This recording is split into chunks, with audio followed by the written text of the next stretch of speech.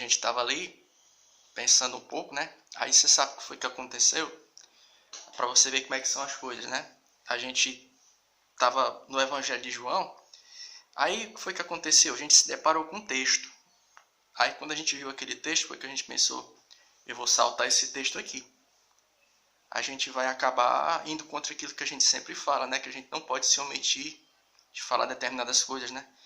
Aí a gente ficou, se a gente for trabalhar com esse texto aqui, vai, tipo assim, gerar assim meio que... Porque, tipo assim, a gente está em rede social e às vezes a gente não tem uma visão do impacto que algumas coisas causam. Às vezes você digita uma frase, você posta um vídeo, aí você pensa assim, ah, mas não teve tanta visualização. Né? Mas às vezes uma pessoa que curte algo que você faz, quando a pessoa curte, dependendo do número de amizades que aquela pessoa tenha, todas aquelas amizades vão visualizar aquilo que a pessoa curtiu. Ou seja, o que a gente está querendo dizer é que, por mais simples que é o que você faça aqui, uma rede social seja, não deixe de ter todo um impacto. Aí o que acontece? A gente foi para esse texto aqui do capítulo 3 do primeiro livro do profeta Samuel. Aí o que acontece? A gente se deparou com algumas verdades que, quando a gente para analisar, são um pouco chocantes. A gente sabe qual é o nosso grande medo? Isso aqui que vos fala. Você está saltando uma indireta. Você está se dirigindo para alguém. Você está revoltado com alguma coisa. Não é isso. Infelizmente, assim, o infelizmente que a gente diz é no sentido de que bem que a gente queria que fosse outra verdade que estivesse aqui presente, né? Mas infelizmente é o que a gente está vendo aqui, né? E as verdades que estão presentes na Bíblia Sagrada, elas são não somente para elas serem lidas, mas elas também têm que ser refletidas. O que você vai estar vendo lá no Salmo 1? Bem-aventurado é o varão e também a varoa, né? Que tem prazer na lei do Senhor e na sua palavra medita de dia e de noite. O que é o meditar? É você ler o texto bíblico e você ficar ali, ó, refletindo a respeito daquelas verdades, né? Por que a gente está dizendo isso? É porque de repente alguém pode dizer assim, não, está revoltado com alguma coisa, está se dirigindo a alguém. Não, não é isso não. É o texto. Primeiro livro do profeta Samuel, capítulo 3, né? Do verso 10, do verso 9, né? Em diante.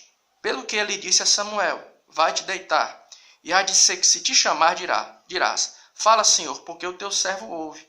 Então Samuel foi e se deitou no seu lugar. E então veio o Senhor, e ali esteve, e chamou como das outras vezes, Samuel, Samuel. E disse Samuel, fala, porque o teu servo ouve. E disse o Senhor a Samuel, verso 11, eis que aqui vou eu fazer uma coisa em Israel, a qual todo o que ouvir lhe tinirão ambas as orelhas. Né? O verso 12 do capítulo 3 do primeiro livro do profeta Samuel.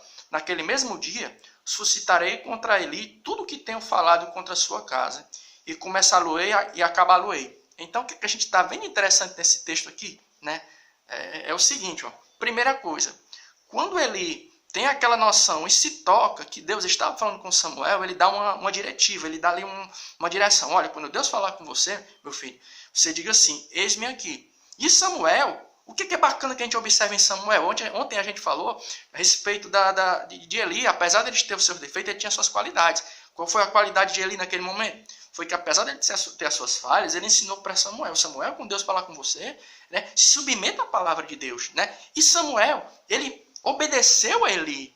Ele fez assim, tá certo, Senhor Eli. Quando Deus falar comigo, eu vou obedecer ao Senhor. Eu vou ouvir a palavra de Deus. Ou seja, eu vou acatar o teu conselho. O que é bacana em Samuel aqui? Qual é? A gente estava meditando ali essa manhã, isso nos veio assim como um flash. Né?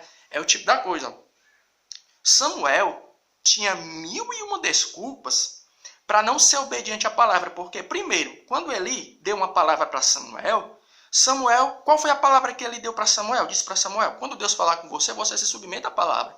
Então, o que é bacana de Samuel? O que é? É porque Samuel era um jovem extremamente focado em Deus. O que é ser focado? Focado é você estar mirando ali, você está concentrado. Por quê? Qual é a maior prova que Samuel era focado nas coisas de Deus? Qual era? Para pensar aí. A gente já tinha falado a respeito da decadência espiritual que havia, até mesmo na casa de Eli. O que é que Samuel poderia ter feito? Samuel poderia ter feito assim, ó. Sabe uma coisa? Vem cá, quem é você para estar me dando conselho? Se nem você obedece, nem você nem a sua casa tem cuidado, tem temor pelas coisas do Senhor, quem é você para estar me dando conselho? E por que Deus falou comigo e não falou contigo? Tem alguma coisa errada aí. Né? Ou seja, Samuel tinha 1001 desculpas para ser um cara, poxa, para perder a fé em Deus e ser um cara e se afastar, né? Sabe uma coisa? Eu não vou ser obediente não a Deus não, sabe por quê? Nem os que eram para estar não estão sendo, não estão dando exemplo, então não vou seguir não. Olha como Samuel era focado nas coisas de Deus. Ele poderia ter feito assim, eu não vou obedecer não, nem você que é você obedece, que é mais velho, que ela tá me dando um exemplo, você não obedece, quem é você? Olha aí como Samuel era focado. Ele nem questionou, ele disse assim, eu vou ouvir o conselho do Senhor. Primeiro ponto para nossa reflexão essa manhã. Se todos nós hoje em dia fôssemos focados e fôssemos concentrados em Deus como foi Samuel, né? Porque muitos de nós usamos os erros dos outros como desculpa. Às vezes a gente diz assim, já que ninguém mais está tendo temor, ninguém está mais crente na palavra, ninguém está mais obedecendo, por que eu vou ser obediente? Então, mais uma vez, que a nossa oração essa manhã possa ser essa. O Senhor nos dá esse espírito de concentração de Samuel, de estar olhando somente para ti, para parar de olhar para as pessoas. Porque quando se a gente olhar muito para as pessoas, a grande verdade é essa, a gente vai se entristecer. Por quê?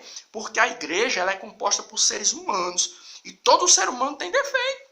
É por isso que a Bíblia vai dizer que o único caminho de salvação, aquele que nunca houve pecado nem engano em sua boca, foi Jesus. O resto dos heróis da Bíblia, todos falharam. Né? Então, o primeiro ponto, o que a gente vê de interessante, foi porque Samuel não usou as falhas da casa de Eli como desculpa para não desobedecer a Deus. Né? E o segundo ponto aqui qual é? É a questão da palavra de juízo que Deus ele lança sobre na casa de Eli. Olha como é interessante, são coisas impactantes. O capítulo 3 do primeiro livro do profeta Samuel, verso 12.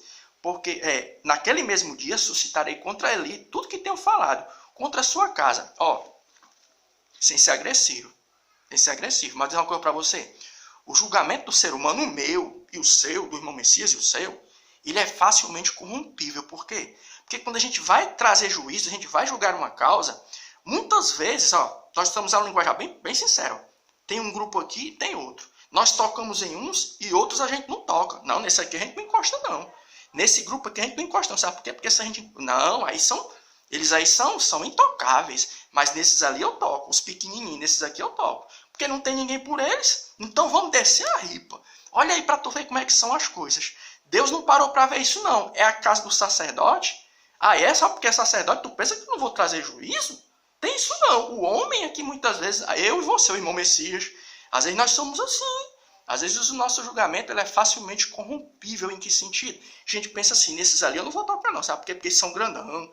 Tem influência, mas nesse aqui eu vou descer a ripa. Olha para tu ver como é que é interessante. Então que nessa manhã, primeiramente, nós possamos ter essa visão do foco que Samuel tinha. E segundo, qual é?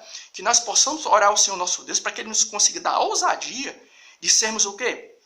Imparciais em nossos julgamentos. Né? Porque às vezes os nossos julgamentos eles são facilmente corrompíveis. Né? Às vezes a gente olha para um, nesse aqui eu toco, naquele eu não toco.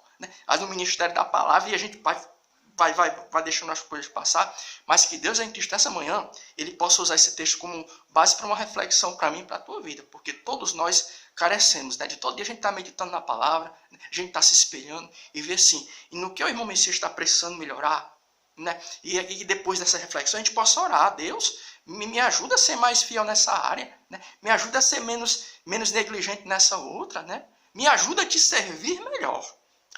Bom dia.